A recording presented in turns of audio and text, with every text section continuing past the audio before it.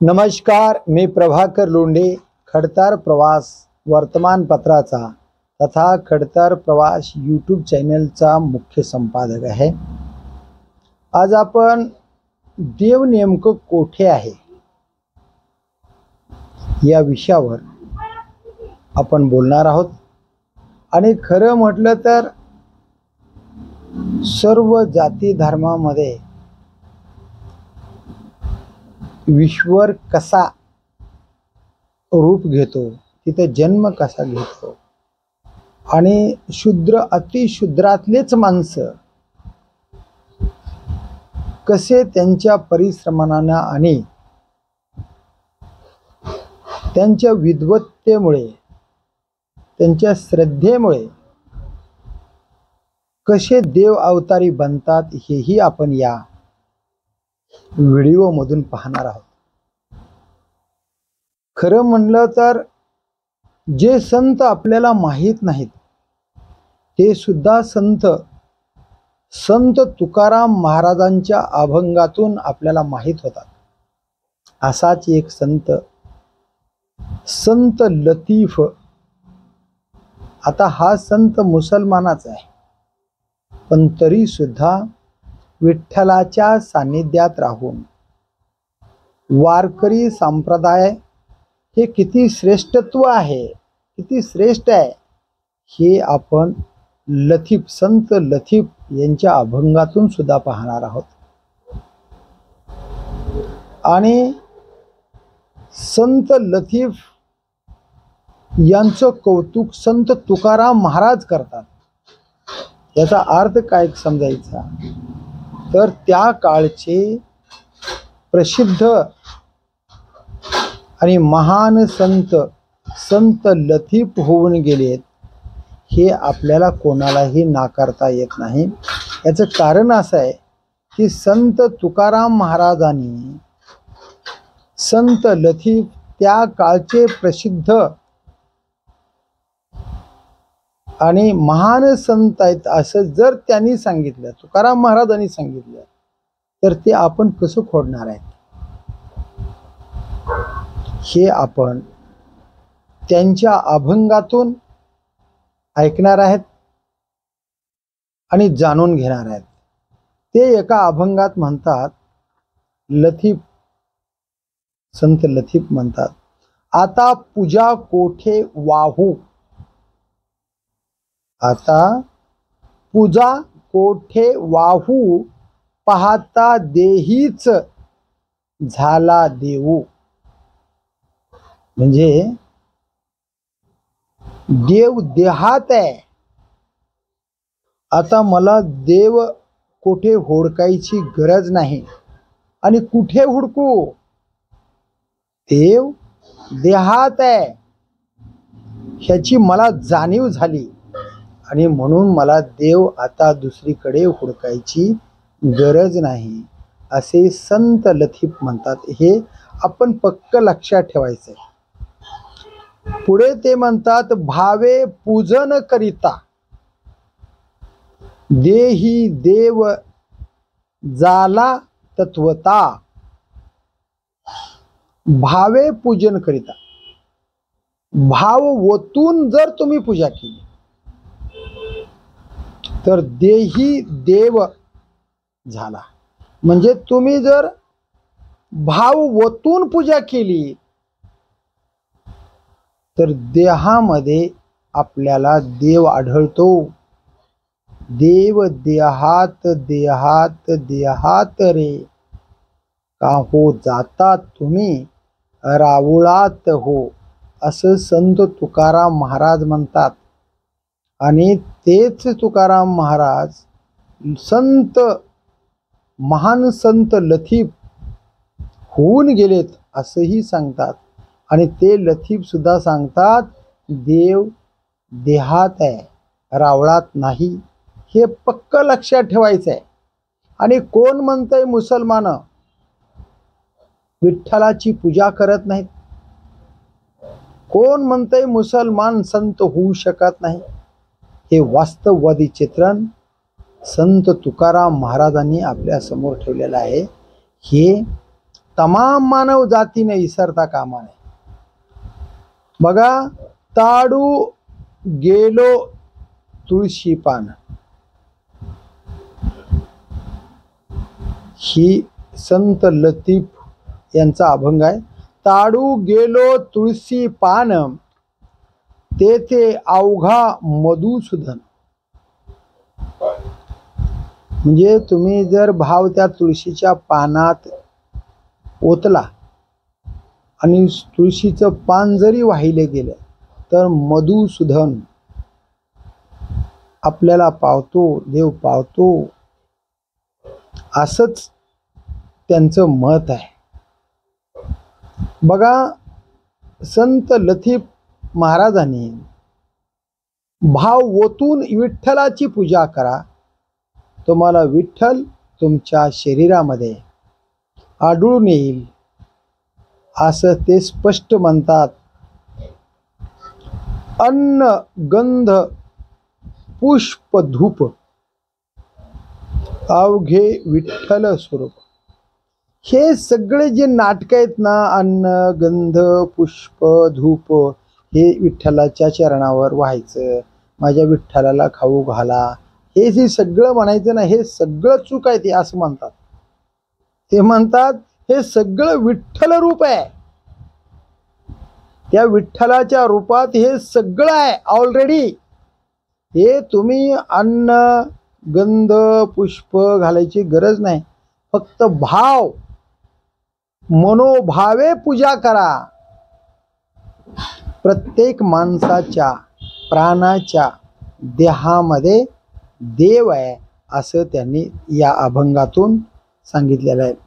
फळ तांदूळ नैवेद्य, फळ तांदूळ नैवेद्य पाहता अवघाची गोविंद. हे सगळं जण फळ तांदूळ नैवेद्य हे नाटक आहे, त्यांच्याकडे आहे ते ऑलरेडी. हे पाहता अवघाची गोविंद, हे पाहताच गोविंद विठ्ठल हे सर्व जाणून आहे. तुम्ही फक्त भाव ओतून विठ्ठलाचं स्मरण करा, देव तुमच्या शरीरात आहे, असं संत लतीफ महाराज म्हणतात. ते पुढे म्हणतात, म्हणे लतीफ ब्रह्मज्ञानी. काय म्हणतात ते? लतीफ ब्रह्मज्ञानी अवघा पाहता चक्रपाणी. ब्रह्मज्ञानी, ब्रह्माचं ज्ञान असणारा, अवघा पाहता चक्रपाणी, या पृथ्वी तलावरचं सर्व जाणून घेणारा विठ्ठल आहे. त्यांना सगळं या पृथ्वी तलाचं अवगत आहे, ज्ञान अवगत आहे. काय काय या पृथ्वी तलावर आहे सर्व ईश्वराला माहीत आहे. आणि म्हणून ईश्वर ही प्रत्येक माणसांच्या देहात आहे, हे पक्क लक्षात ठेवणं आता प्रत्येक माणसाला गरजेचं आहे. आपण वेड्यागत दुसरीकडे पळतो आणि ज्याचं ज्ञान नाही त्याच्या पाठीमागे पळतो. आता उदाहरणच द्यायचं म्हटलं तर, एक शेतामध्ये येडं गवत कापत होतं आणि त्या येड्याला शहाणा माणूस म्हणाला, कसं काय चाललंय? त्या येड्यानं इळा वरी केला आणि असं चाललंय असं दाखवलं.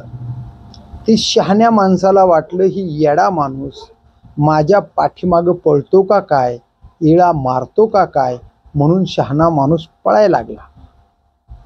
आता येड्याला काही पळ म्हणणं लागत नाही, तो त्या काटाडीहून शेतातून उडी मारून इळा हातात घेऊन त्या शहाण्या माणसाच्या पाठीमागे पळाला. शहाणा माणूस धावत धावत एका खड्ड्यात पडला आणि ही येडा इळं घेऊन पाठीमागे पळणारा हा वेडा त्याच्या बोकांडी उडी मारून बसला आणि हळूच त्याच्या कानात म्हणतो, शिवलं का नाही तुला? ती शहाणा माणूस म्हणला, तुला शिवायचंच होतं तर तिथंच शिवायचं, एवढं का मला ताणलंस? सांगायचा मतिदार तसा आहे की कुण्या तर वेड्या ब्राह्मणाने कुणाच्या तर पाठीमागं पळू नका. ईश्वर पळण्यानं तुम्हाला सापडणार नाही. ब्रह्मांड जरी पळालात तुम्ही तरी तुम्हाला ईश्वर सापडणार नाही. ईश्वर हे देहात आहे. हे संत तुकाराम महाराजांनी आणि महान संत लतीफ महाराजांनी सांगितलं. तेच महात्मा बसवेश्वरांना सुद्धा सांगितलं. तेच वारकरी संप्रदाय या सर्व वारकऱ्यांनी सांगितलं. म्हणजे ईश्वर ही देहात आहे, हे कधीही कोणाला विसरता येणार नाही. बघा, वारकरी संप्रदायातील महान संत म्हणून लतीफ महाराजांना गणलं जात आहे. हे कुणाला माहित आहे का? लतीफ महाराजांचं नाव तरी कुणाला माहित होतं का? हे माहित कुणामुळे झालं तर संत तुकाराम महाराजांमुळे झालं. याचा अर्थ संत तुकाराम महाराज अवघ्या मानव जातीसाठी काम केलेले महाराज होते. हे पक्क लक्षात ठेवणं गरजेचं आहे. बघा,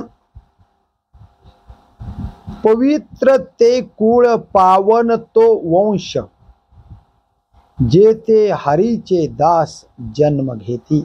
संत तुकाराम महाराज म्हणतात, पवित्र ते कुळ पावन तो वंश, जे ते हरीचे दास जन्म घेती.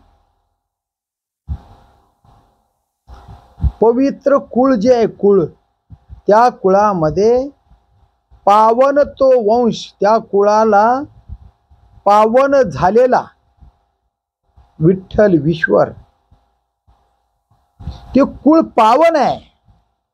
त्या घराला सांप्रदायिक वारसा लाभलेला आहे. आणि म्हणून जेथे हरीचे दास जन्म घेती, म्हणजे विठ्ठलाच्या प्रेमात पडलेले विठ्ठलाचे दास, ईश्वराचे दास त्या पावन वंशामध्ये जन्माला येतात.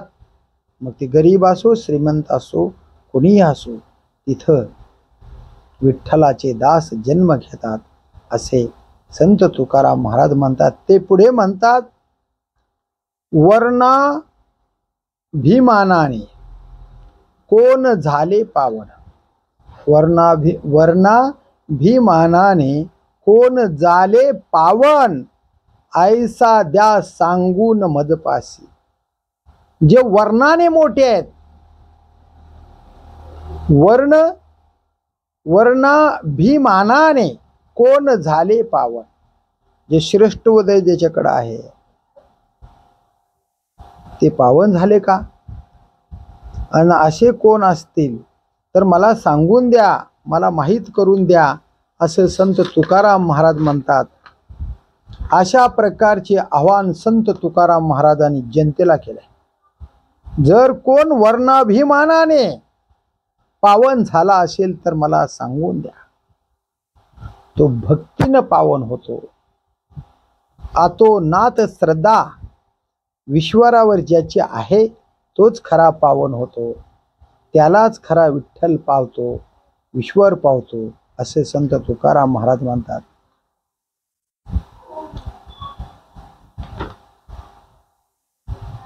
हा जो सिद्धांत आहे, वर्णाभिमानाने कोणी पावन होत नाही, हा सिद्धांत संत तुकाराम महाराजांचा आहे. हा सिद्धांत कोणीही खोडून काढू शकत नाही. ज्याचे स्पष्टच म्हणणे आहे, ज्यांना प्रचलित समाजाने हीन मानले, तेच भक्तीच्या बळावर समाजात वंदनीय ठरले आहेत. लक्षात घ्या, ज्यांना नीच मानलं, ज्यांना तुच्छ मानलं, हीन मानलं, त्या समाजातले माणसं अग्नीतून सोनं ज्या पद्धतीने तावून सुलाखून बाहेर पडतं, तशा पद्धतीनं सर्वसामान्य गरीब समाजातले ज्यांना हीन लेखलं, ज्यांना नीच समजलं, ज्यांना शूद्र मानलं, अशाच समाजातले माणसं भक्तीच्या जोरावर ते श्रेष्ठत्व प्राप्त करू शकले, हे संत तुकाराम महाराजांनी ठासून सांगितलेलं आहे. आणि म्हणून संत लतीफ, संत कबीर, बघा ह्या सर्व जाती धर्मातले, न्हावी समाजातले, कुणबी समाजातले सर्व सामान्य माणसं, सर्व साध्या साध्या जातीतले माणसं संत झालेले आहेत, असं संत तुकाराम महाराजांचं म्हणणं आहे. म्हणून ते म्हणतात कबीर मोमीन लतीफ मुसलमान. त्यांच्या अभंगात म्हणतात ते कबीर मोमीन लतीफ मुसलमान, शेना न्हावी जान विष्णुदास. विष्णुदास म्हणजे ईश्वर या सर्वसामान्य शूद्रातले संत तयार होऊ शकतात. हे कशाच्या जोरावर? तर भक्तीच्या जोरावर. आणि ईश्वराचे, हरीचे दास कुठं जन्म घेतात? तर सर्वसामान्य माणसामध्ये जन्म घेतात. कारण ईश्वराच्या पुढे कसलीही जात नाही. तर तिथं भक्ती जो करेल, ज्याचा भाव निर्मळ असेल, असा जो माणूस असेल तो ईश्वराला प्रिय आहे, असं संत तुकाराम महाराजांना सांगायचंय. आणि म्हणून संत तुकाराम महाराज वारंवार आपल्या अभंगात संत लतीफ यांचा उल्लेख करतात. याचा अर्थ त्या काळचे संत लतीफ हे महान सुप्रसिद्ध संत होते, हे कोणालाही नाकारता येत नाही. एक आर्या लिहिली आहे, एक आर्या लिहिली आहे, ख्यात तुकाराम स्तुत, तुकारामानी स्तुती, तुकाराम स्तुत साधू सभा प्राण वल्लभा, लतीफ स्मर त्यासी असो जाती भलती बा. संत तुकाराम असे मोरोपंत म्हणतात. मोरोपंतांनी लिहिलं, संत तुकाराम महाराजांनी सुद्धा लतीफ यांची स्तुती केली.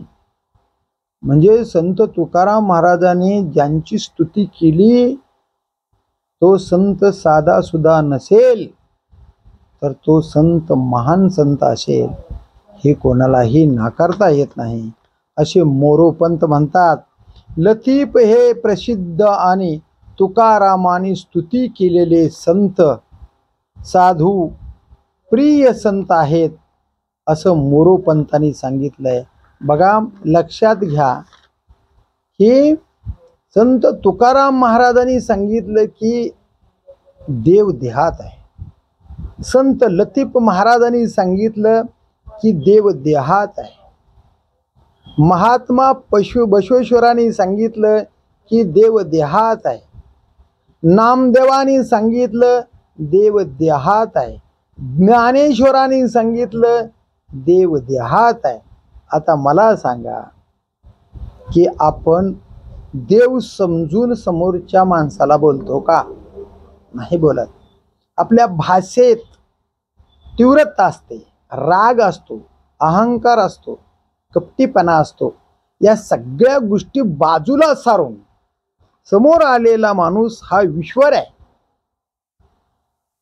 विठ्ठलाचा अवतार आहे, पांडुरंगाचा अवतार आहे, असं जर समजून आपण बोललात तर मला वाटत नाही या जगामध्ये एकमेकांचा द्वेष कोण करेल असं मला वाटत नाही. आणि म्हणून लक्षात घ्या, सतत आनंद माणसाच्या हृदयात असणं खूप गरजेचं आहे. आणि आनंदी जीवन जगायचं असेल, संत तुकाराम महाराजांचे अभंग सतत गात राहा. आपल्याला 100% समाधान वाटल्याशिवाय राहणार नाही. आणि म्हणून संत तुकाराम महाराजाचा एक छोटासा अभंग आपण गाणार आहोत. आनंदाची डोही आनंद तरंग, आनंदाची डोही आनंद तरंग, आनंदाचे अंग, आनंदाचे अंग, आनंदाची, आनंदाची डोही आनंद तरंग, आनंदाची डोही आनंद तरंग, आनंदाची अंग, आनंदाची अंग, आनंदाची, आनंदाची डोही आनंद तरंग. काही सांगू जाहले काहीचे आबाई, पुढे चाले नाही,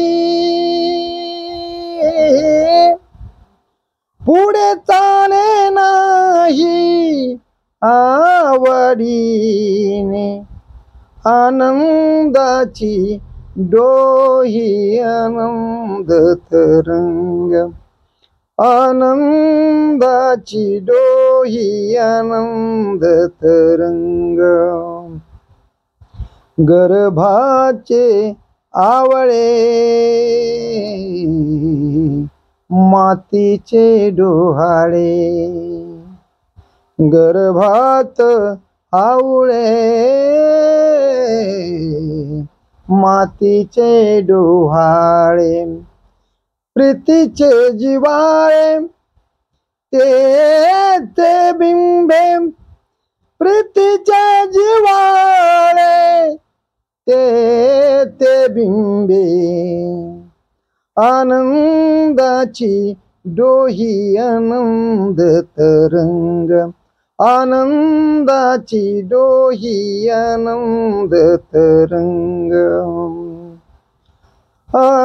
तुका म्हणे ऐसा ओतीला जो ठसा, अनुभव सरिसा, अनुभव सरिसा मोकाला, आनंदाची डोही आनंद तरंग, आनंदाची डोही आनंद तरंग, आनंदाचे अंग, आनंदाचे अंग, आनंदाची, आनंदाची डोही आनंद तरंग, आनंदाची डोही आनंद तरंग, आनंदाची डोही आनंद तरंग.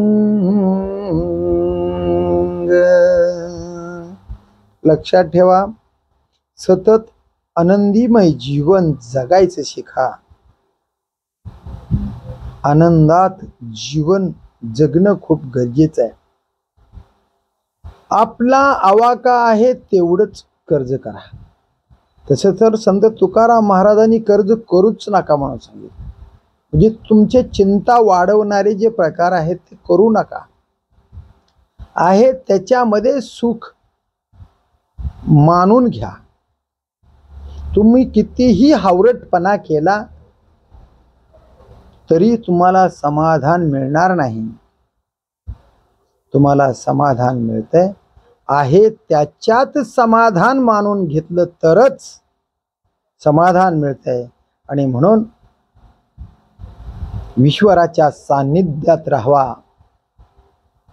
देहामध्ये देव आहे, ईश्वर आहे हे समजून पुढचं आयुष्य जगा आणि समाधानी जीवन जगा. एवढंच आजच्या या प्रवचनातून, या व्हिडिओतून. पुढील व्हिडिओमध्ये अजून बरंचसं काय, अवश्य दुसऱ्या व्हिडिओची वाट पहा. आणि आपण जे काय वाटते ते आपण कमेंटमध्ये लिहा. मला चालना द्या.